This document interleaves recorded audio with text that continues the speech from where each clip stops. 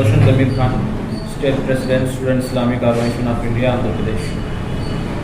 రానున్న ఎన్నికలను దృష్టిలో పెట్టుకుంటూ విద్యార్థి యువకుల సమస్యలను ప్రధానంగా చర్చించడానికి కోసము student Islamic organization of India అటు పార్లమెంట్ ఎలక్షన్స్ కోసము ఇటు అసెంబ్లీ ఎలక్షన్స్ కోసము స్టూడెంట్ మేనిఫెస్టోను తయారు చేసింది. ఇందులో యువకుల సమస్యలను ముఖ్యంగా పెట్టడం జరిగింది.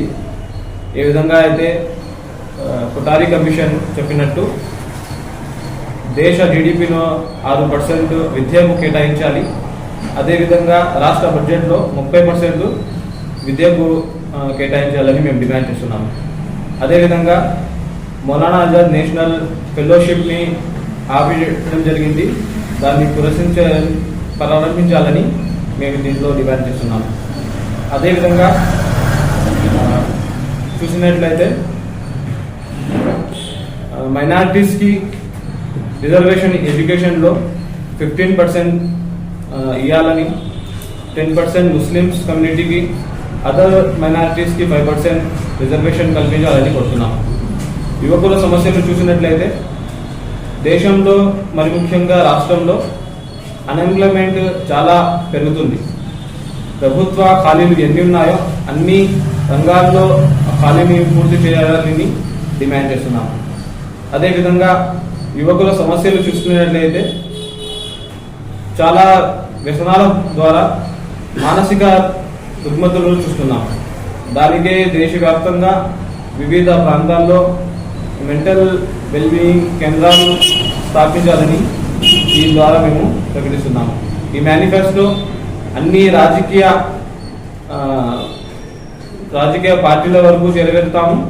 రాష్ట్ర వ్యాప్తంగా దీనికోసం తీసుకొని అన్ని ప్రాంతాల్లో ఎమ్మెల్యే క్యాండిడేట్స్, ఎంపీ క్యాండిడేట్స్ వరకు ఈ మేనిఫెస్టోని చేయడానికి ప్రయత్నం చేస్తాము. పేరు అబ్దుల్ అలీ, రాష్ట్ర కార్యదర్శి ఎస్ఓ ఆంధ్రప్రదేశ్. స్టూడెంట్ మేనిఫెస్టోకి సంబంధించి స్టేట్ డిమాండ్లు కూడా దీంట్లో చేర్చడం జరిగింది. మొదటి డిమాండ్ ఏమంటే జీవో నెంబర్ 117 ఏదైతే ఉందో ఆ జీవోని రద్దు చేయాలి. ఏదైతే ఆ జీవోలో స్కూళ్ళ విలీనం దాని గురించి మాట్లాడడం జరిగిందో, అదేవిధంగా ఆర్టీ ఫ్రేమ్వర్క్ని తప్పనిసరిగా స్కూళ్ళల్లో అమలు చేయాలి. అదేవిధంగా రెండో డిమాండ్లో అబ్దుల్ హక్ ఉర్దూ యూనివర్సిటీ ఏదైతే కర్నూలులో ఉందో ఉర్దూ యూనివర్సిటీ, దానికి అనుగుణంగా ఏదైతే జీవో నెంబర్ 13లో 2016లో ఏదైతే జీవో జారీ చేసినారో ఆ స్థలంలో ఏదైతే కన్స్ట్రక్షన్ పని ఆగి ఉందో అది మళ్ళీ ఆ కన్స్ట్రక్షన్ పనిని ముగించాలి. అదేవిధంగా ఏదైతే ఫండ్స్ ఉన్నాయో అవి ఆ యూనివర్సిటీకి గ్రాంట్ చేయాలి. ఇది రెండో డిమాండ్గా పెట్టడం జరిగింది.